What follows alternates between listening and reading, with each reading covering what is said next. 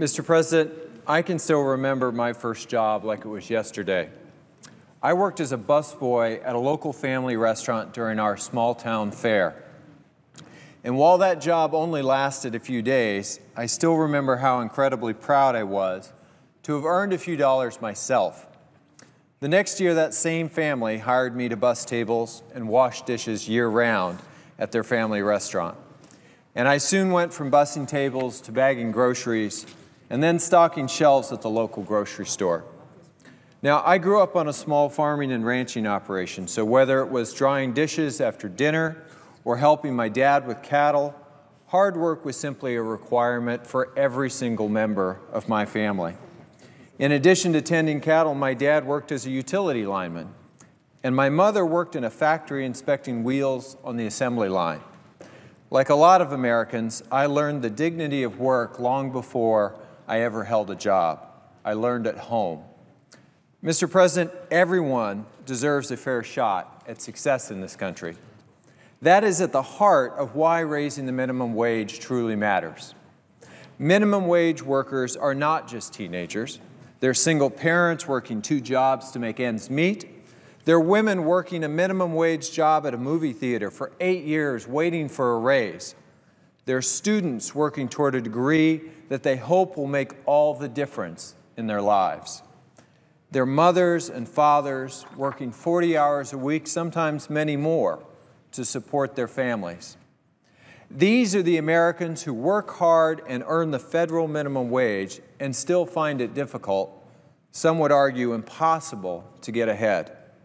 At $7.25 an hour, the federal minimum wage has lost more than 30% of its value over the past 4 decades.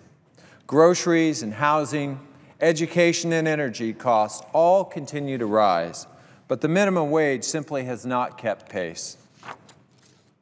This financial hardship is especially felt by women who make up a majority of minimum wage workers in this country. And stagnant wages hinder a family's chance to work their way into the middle class. For many, raising the minimum wage means the difference between poverty and dignity. It can mean the difference between a trip to the food bank and a trip to the grocery store. It means the difference between earning enough to just barely get by and earning enough to at least think about the future. That is why I'm supporting the Minimum Wage Fairness Act to raise the federal minimum wage to $10.10 per hour by 2015. Now, according to recent estimates, more than 100,000 New Mexicans would receive a direct raise from this legislation, and another 43,000 would see their pay increase as overall wages improve dramatically, increasing economic opportunities for New Mexico families. Raising the minimum wage is not just good for those workers, it's good for business and it's good for the economy at large. A higher minimum wage helps reduce turnover, increases productivity, and boosts consumer demand. A higher minimum wage puts more money in the pockets of people who spend locally and helps create a ladder of opportunity into the middle class. Americans are no strangers to hard work and embrace the belief that if you work hard and you play by the rules, you should be able to get ahead. You deserve a fair shot. Now, there are cities in New Mexico who are already taking the initiative and raising the minimum wage on their own. The city of Santa Fe's minimum wage is $10.51 per hour. As a city councilor myself, I fought to raise the minimum wage in Albuquerque. And today, Albuquerque's minimum wage is still $1.25 more than the current federal rate. And in Las Cruces, there's a growing grassroots effort to raise that city's minimum wage. I know this fight, Mr. President. We need to raise the national minimum wage so that all workers have a fair shot to get ahead. Because the truth is, the deck has been stacked against working families for some time now. Too many working families are forced to make decisions that hurt the progress and strength of our nation as a whole, like taking on an extra shift instead of pursuing their education, or having to choose between paying the heating bill or the phone bill.